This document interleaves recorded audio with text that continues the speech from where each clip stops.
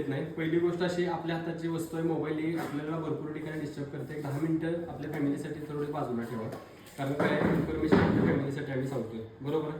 Start करतो sir. करूया madam. नमस्कार, माझं नाव आशिष शिंगवले. मी सूर्या कंपनी शेगडी वापरतो. त्या कंपनीसाठी आम्ही थिरूला आमचं सर्व्हिस सेंटर आहे, तिथे काम करतोय. तर आता तुमच्यापर्यंत येण्याचं कारण काय? एवढे वर्ष आपण घरामध्ये सिलेंडर वापरतोय, बरोबर आहे. खास करून महिला वर्ग तुम्ही वापरताय. मॅडम, या सिलेंडर बद्दल आपल्याला माहिती काय हो? या सिलेंडर बद्दल आपल्याला माहिती काय असते? बेसिक एवढंच, सिलेंडर आणणे, वापरणे, संपला रिटर्न करायचा, रात्रीचं रेग्युलेटर बंद चालू, याच्या पलीकडे जास्तीचं एक्सपायरी डेट फक्त माहिती असते. त्याच्या पलीकडे काय माहिती असतं का? काहीच नाही. बरोबर आहे. बघा, सिलेंडर आपण घेतोय एजन्सीकडून घेतोय, बरोबर आहे. बनवतो कोण? गव्हर्नमेंट, बरोबर. पण गव्हर्नमेंटच्या बसमधून कधी ने-आण करतात का सिलेंडर? अजिबात घेत नाहीत. का हो? का घेत नाही? आउटसोर्सिंग ना, बरोबर. एक डेंजर गोष्ट आहे, धोकादायक आहे, स्फोटक आहे, म्हणून तर त्याला रेड कलर दिलेला आहे, बरोबर. तो धोकादायक गोष्ट गव्हर्नमेंट स्वतः बनवून स्वतःच्या बसमध्ये घेत नाही. तुम्ही आम्ही घराच्या बाहेर ठेवलाय का? हा आमच्या घरासाठी पण डेंजर आहे, तरी सुद्धा आम्ही आमच्या घरात मध्ये ठेवून वापरतोय, बरोबर. मग कमीत कमी जेवढी जमेल तेवढी आम्हाला महिला वर्गांना काळजी घेणं आमच्या गरजेचं आहे. आता तुमच्या सुरक्षेसाठी 2-3 सूचना ह्याच्यावर दिल्या, पण इकडे सुद्धा कोण बघतं का? काय लिहिले ते कोणी बघत नाही का? आमच्या घरात आजपर्यंत दुर्घटना सुद्धा घडलेली नसते, पण बाहेर दुर्घटनांचं प्रमाण वाढतेच, बरोबर आहे. आपण किती प्रिकॉशन आम्ही सांगून गेलो तर दुर्घटना या घडतायतच, बरोबर. त्यासाठी कमीत कमी थोडीफार तरी आपल्या घरापुरती तरी काळजी घेणं गरजेचं आहे, कारण सुरुवात तुमच्यापासून केली, तुमचं घर सेफ तर आजूबाजूच आहे, बरोबर आहे. बघा, तुमच्यासाठी पहिली सूचना दिली, उपयोग नसल्यावरती रेग्युलेटर बंद करा. करायचं ना करायचं डिपेंड तुमच्यावरती आहे, कारण रात्रीच्या ज्या सकाळी दुर्घटना ज्या घडतात ते रात्रीचं बटन चालू ठेवल्या कारणाने घडतात, बरोबर. मग सरकार तुम्हाला सांगायचं काम करते, डिपेंड तुमच्यावरती आहे. याच्यापुढे दुसरी आणि महत्त्वाची सूचना सर, आपल्या पुरुषांसाठी पण दिलेल्या अधिकार आहे. बघा काय दिले, डिलिव्हरी लेते समय सील और वजन की जांच करें. सिलेंडर घेताना जागेवरती वेट आणि सील चेक करा. तुम्हाला गव्हर्नमेंटने अधिकार दिला, बरोबर. आम्ही कधी वजन चेक करून मागतो का? आम्ही कधी मागत नाही, आम्हाला पण स्वतःहून कोणी देणार नाहीये, बरोबर. जसा अधिकार दिलाय तसा प्रत्येक गाडीमध्ये वेट काटा ठेवलाय. आम्हाला माहिती नाही वेट काटा कुठे आहे, त्यामुळे आम्ही कधी मागत नाही, तो कधी देत नाही, बरोबर आहे. प्रत्येक गाडीमध्ये वेट काटा आहे. आपण मागतो का कधी? डेअरिंग करतो कधी? नाही. मॅडम, दुकानात एखादी गोष्ट घरी न्यायची, बिना वजन करता नेणार आहे का आम्ही? नाही नेणार. 1 किलो साखर जरी घ्यायचं म्हटलं 40 रुपये द्यायचे म्हणून आम्ही वजन करून घेतो, बरोबर. पण एकमेव अशी गोष्ट आहे की आमच्या घरातलं सिलेंडर 800 रुपये देऊन सुद्धा बिना वजन करता आम्ही घरात घेतोय. मॅडम, पटते? वजन तर केलं पाहिजे, बरोबर. आता करायचं कुठे सांगितलं पाहिजे किती? तुमच्या डोमेस्टिकची कॅपॅसिटी आता सरांनी मगाशी जे विचारलं, कॅपॅसिटी किती असते, बरोबर आहे. डोमेस्टिक सिलेंडरला HP आतमध्ये निळा पट्टा आहे, भारतला पिवळा पट्टा आहे, बरोबर. इथं 3 ठिकाणी जसं दिलेलं आहे तसंच आपल्या घरच्या टाकीवरती 15, 16, 17 इथे दिलेलं आहे. हे फक्त खाली सिलेंडरचं वेट आहे, जे आतमध्ये दिलंय ते फक्त खाली सिलेंडरचं आहे. मग भरलेला गॅस किती असतो? 14 किलो, बरोबर. बघा, ह्याच्यावरती सगळं दिलेलं आम्ही कधी नोटीस करत नाही. ह्याच्यावरती सरळ दिले नेट वेट 5 किलो, ह्याची कॅपॅसिटी 5 किलो. आपल्या घरगुती सिलेंडरची कॅपॅसिटी 14.2 अर्थात 14 किलो 200 ग्रॅम, बरोबर आहे. ते इथे दिलेलंच आहे. आता इथे दिलंय भरलेला गॅस 14,200, खाली सिलेंडर दिलाय समजा 16 किलो, तर दोन्हीचं प्लस करून बेरीज करून किती भरली पाहिजे क्रॉस वेट? हे 16, हे 14, टोटल 30, बरोबर आहे. ते सुद्धा खाली दिलेलं असतं, टोटल क्रॉस वेट एवढा भरला पाहिजे, बरोबर आहे. दिलाय 30 किलो, चुकान भरला 25 किलो, तर 5 किलो गॅस कमी येणार आहे, बरोबर आहे. जे आज आमच्या महिलांची ओरड असते की सिलेंडर 3 महिना अगोदर जात होता, आज एका महिन्यात संपतोय, त्याला कारण काय? तरी तर कुठेतरी कमी जास्त व्हायला लागला, बरोबर आहे. हे लोकच सांगतात, मी पण म्हणत नाही, बरोबर. डिपेंड तुमच्यावरती आहे, फक्त सांगणं माझं काम होतं तेवढं सांगतोय. आता सील कशाला म्हणतो आम्ही? पहिली आता वजनाचा तर मुद्दा तुम्हाला सांगितलं, बरोबर. पण सील म्हणून आम्ही काय चेक करतो? त्याच्यावरती लावलेला निळा पिवळा पेपर असतो, बरोबर आहे. आता त्या पेपरला सील म्हणायचं. मॅडम, कोणी सांगितलंय? हा कागदच चेक करायचं, कोणी सांगितलंय? नाही. दुनिया चेक करते, आजपर्यंत आम्ही चेक करत आलो, बरोबर. पण वरती पेपर नाहीये, तर आम्ही सिलेंडर घेणार आहे का? नाही घेणार. यासाठी लावलेला फक्त वरचा पॅकिंगचा पेपर आहे, हा तो फक्त सेफ्टीचा कॅप आहे. मग ऍक्च्युअलमध्ये सील म्हणून आम्हाला चेक करायचंय ते नेमकं काय? तर ह्याच्या आतमध्ये काळा आणि रबराचा आतमध्ये वायसर लावलेला असतो, बघितलंय?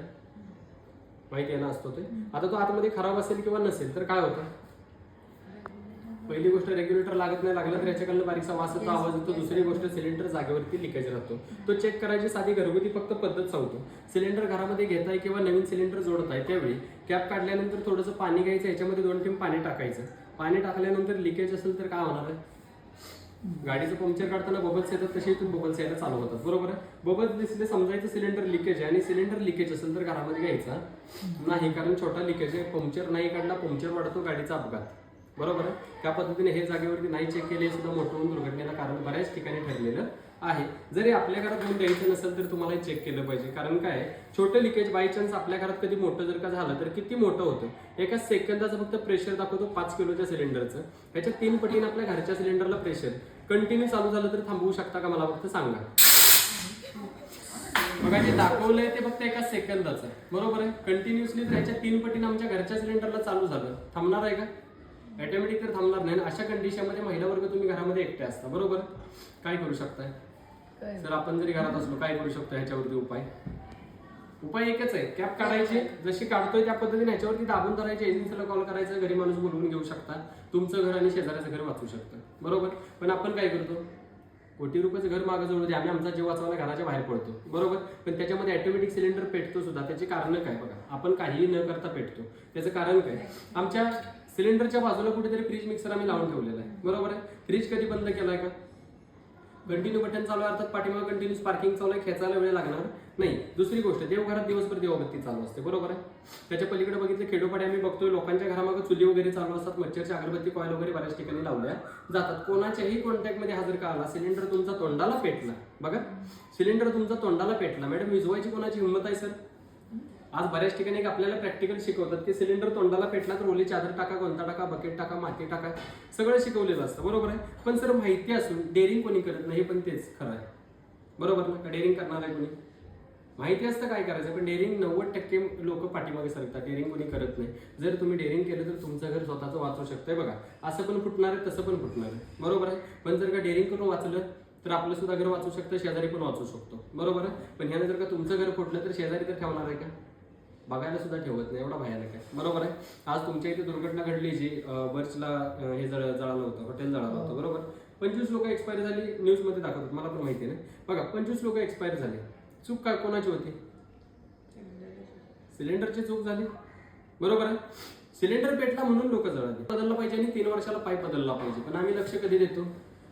जोपर्यंत मोडत नाही, तुटत नाही, वास येत नाही तोपर्यंत आम्ही बघत नाही, बरोबर आहे. मग मला सांगा, दुर्घटना घडल्यावर जबाबदार कोण आहे? आपण स्वतः आहे, बरोबर. दुसरी गोष्ट, याच्यावरती इन्शुरन्स असतो, दुर्घटना घडल्यानंतर क्लेम करून दिला जातो, पण आपण नियमात न राहिल्या कारणाला आपल्याला भेटत नाही. त्यासाठी 5 वर्षाला रेग्युलेटर, 3 वर्षाला पाईप बदलणं गरजेचं आहे, बरोबर. याच्या पुढची गोष्ट काय तर साधी पाईप अगोदर होती बिना तारेची अशी, बरोबर. आज अशी पाईप कोणाच्या घरी आहे का? साधी अजिबात नाही. ऑरेंज कलरचा पाईप जे आला तारेचा आतमध्ये कोटिंग घ्यायची पाईप आपल्या प्रत्येकाच्या शेगडीला कंपल्सरी इथं पाईप बदलण्यात आली. पाईपा बदलायचं रिझन एकच होतं, ह्या पाईपला उंदराला खायला, चिरतडी पडायला सगळ्यात सोपी पाईप. लिकेज स्पॉट थांबले पाहिजे हे म्हणणं होतं, बरोबर आहे. पण सर वाटतंय का लिकेज स्पॉट पाईपा बदलून तरी थांबले? घडाय त्यात सुद्धा घडतंय. पेपर टीव्ही तुमच्या व्हॉट्सअपला रोज व्हिडिओ तर दिसतातच, बरोबर आहे. महिन्यात तुमच्या गोव्यात सुद्धा एखादा स्फोट घडत असते करता. ते केमिकल ऍसिडचा परिणाम ऑटोमॅटिक शेगडीच्या सगळ्या पार्टवरती खराब व्हायला चालू होते. बघा काय परिणाम होते, तुमचे हे जे पार्ट आहेत हे सुद्धा गंजायला, खराब व्हायला चालू होतात. इथं पेट पांढरं वगैरे लागलेलं असतं, बरोबर आहे, गंज वगैरे लागलेलं असतं. दुसरी गोष्ट, हे बटन कधी कधी टाईट येतं, आवड येतं, बरोबर आहे. आता टाईट आलं तर महिला काय बटन फिरवायचं थांबत नाही, ताकद लावून फिरवतात. त्यावेळी बटन तुटून जर का हातात आलं तर तिथं सुद्धा महिला जास्त भाजलेल्या आहेत. दुसरी गोष्ट, इथं क्लिप असते पाईपच्या वरती, बरोबर आहे. आमच्या बऱ्याचशा महिलांचा गैरसमज असतो आमची क्लिप आहे म्हणजे पाईप फिट आहे, बरोबर. पण त्यातनं बऱ्याचशा महिला भाजायचं कारण काय, तुमची क्लिप आहे ती पत्र्याचीच आहे, मेटलचीच आहे, बरोबर. हा पाईपला तारा, हा पाईप लोखंडी आहे, पाणी जर का इथं लागलं तिन्ही पार्ट लवकर गंजतात. आमच्या महिलांना काय वाटतं फिट आहे म्हणजे काय होणार नाही, पण त्याच्यामध्ये बऱ्याचशा बायका भाजायचं कारण पण तसंच आहे. वरच्या सगळ्या खाली घ्यायच्या, स्वयंपाक झाला वर ठेवायच्या. आपल्या घरातल्या वयस्कर महिला तसं करतात, बरोबर. चालूमध्ये इकडे सरकवायचे, खाली सांडलेलं पुसायचं, इकडे सरकवायचं, इकडे सांडलेलं पुसायचं.